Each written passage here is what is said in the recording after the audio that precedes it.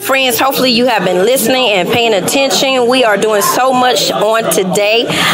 We have a very special privilege today. We actually have some ladies here from the George Floyd Foundation. I'm going to give them an opportunity to introduce themselves. Please tell everyone your name. My name is Tara Brown. I'm Tedra McGee. I'm Sharita Tate. All right, you have had the whole world supporting you. This has been global support. And you know, we've had things happen in the past to many different people, but it was something about George Floyd and his death that truly changed the dynamic just all over the world. Laws have already been changed, like already in this short period of time. So what are your thoughts and feelings on this major shift? Well, I think, the first thing is that it's helpful to know that his death hasn't gone completely in vain. Yes. To see that there's been some actual change. And I think from the very beginning, it just felt different. It was almost like immediately there was a catalyst that started the change, and we could see things moving immediately. So we're definitely happy about seeing the fact that there is some legislative changes, and we're just hopeful that all of the states will pick it up. Okay. Anything you want to share to that?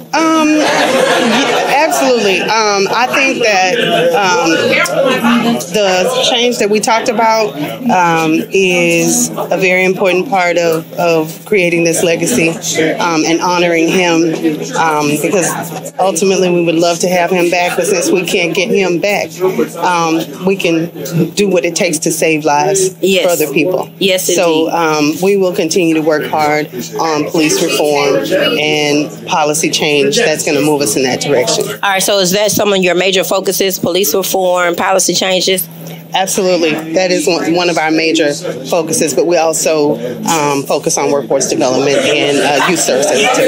Okay. So overall, because this radio show goes out internationally, how can people continue to support you and support your efforts? Well, I think, one of the major ways they can do is go, first of all, register to vote.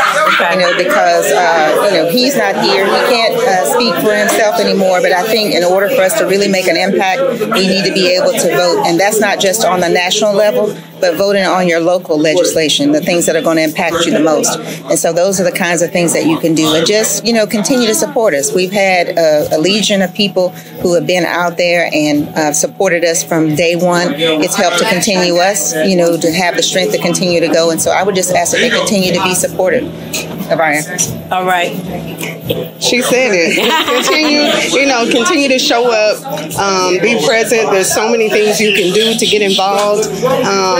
So you just check your local areas to see what things you can do locally, and just stay active. Just stay active. Amen. Stay active, get involved, and continue to pray for their family, just everyone that's connected to George Floyd.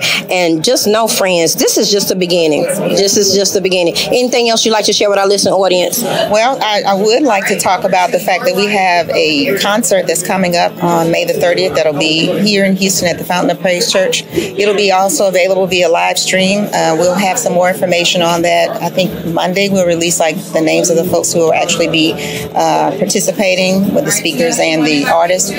So I would love for people to come out and support us in that way. All right. So one of the things the Christina Lockett Show will do is make sure we put that information out there. So if you get that to us, we'll make sure everyone knows all about it. Anything else you'd like to share? Make sure you get the information so we can get it out there. Thank you so much for having us. All right. Thank you so much for tuning in and listening to the Christina Lockett Show.